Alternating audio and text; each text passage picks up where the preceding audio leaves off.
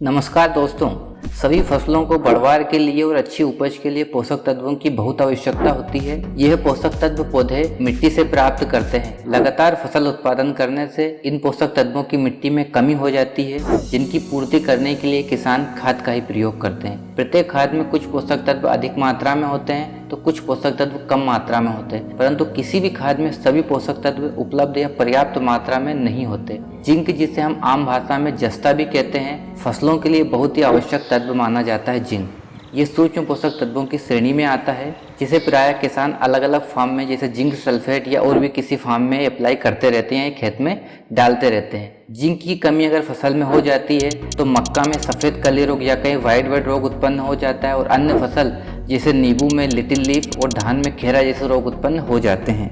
आज हम बात करेंगे जिंक घोलक जैव उर्वरक की, यानी जिंक सोल्युबलाइजिंग बैक्टीरिया की। यह एक ऐसा बैक्टीरिया होता है, जितना भी जिंक हम जिस भी फार्म में फसलों में देते हैं, ऐसा माना जाता है कि वो 30 से 35% तक पौधों को प्राप्त नहीं होता है। वो मिट्टी के साथ एक बॉन्ड बना लेता है और मिट्टी में कहीं ना कहीं फिक्स हो जाता है और पौधों को प्राप्त नहीं हो पाता। उस फिक्स हुए जिंक को ही प्राप्त करने के लिए एक लिक्विड जैव उर्वरक होता है, जिसे जिंक घोलक जैव उर्वरक कहा जाता है। इसका प्रयोग प्राय किसान को करने की सलाह दी जाती है। इसका प्रयोग करने से जिंक की घुलनशीलता, जो कि इनएक्टिव फार्म में मिट्टी में पड़ा हुआ है, उसकी घुलनशीलता लगभग 30 से 35% तक बढ़ जाती है। 10 से 20% तक क्रॉप प्रोडक्शन अच्छा होता है और 20 से 25% रासायनिक उर्वरकों का कम प्रयोग करना पड़ेगा। जिंक घोलक जैव उर्वरक का उपयोग करने से सोइल की फर्टिलिटी बढ़ती है, किसान का इनपुट कम होता है और आउटपुट यानी उसका उत्पादन अधिक से अधिक होता है। जिंक घोलक जैव उर्वरक एक बैक्टीरिया होता है और इनकी संख्या 1 ml में लगभग 10 करोड़ बैक्टीरिया के बराबर होती है और एक बार इसको खेत में डालने के बाद ये तब तक काम करता रहता है जब तक कि ये खेत में उपलब्ध है और ये अपनी संख्या का गुणन करता रहता है। मतलब हम खेत में डालेंगे और ये अपने बैक्टीरियाओं की संख्या और बढ़ाता जाएगा और जो इनएक्टिव फार्म में या कहीं निष्क्रिय फार्म में पौधों की जड़ों से दूर जो ऐसा जिंक पड़ा हुआ था जो कि पौधों के किसी भी काम में नहीं था, उसको पौधे के पास में लाएगा, जिससे पौधे उसे प्राप्त कर सके। आइए अब जानते हैं कि जिंक घोलक जैव उर्वरक को हम किस प्रकार से उपयोग कर सकते हैं। सबसे पहले जानते हैं सीड ट्रीटमेंट के बारे में। जिंक घोलक जैव उर्वरक से सीड ट्रीटमेंट किस तरह से कर सकते हैं। बीज उपचार के लिए घोल तैयार किया जाता है, जिसके लिए 2 से 3 लीटर पानी में 250 ml यानी 250 मिलीलीटर लिक्विड बायो फर्टिलाइजर की आवश्यकता होती है।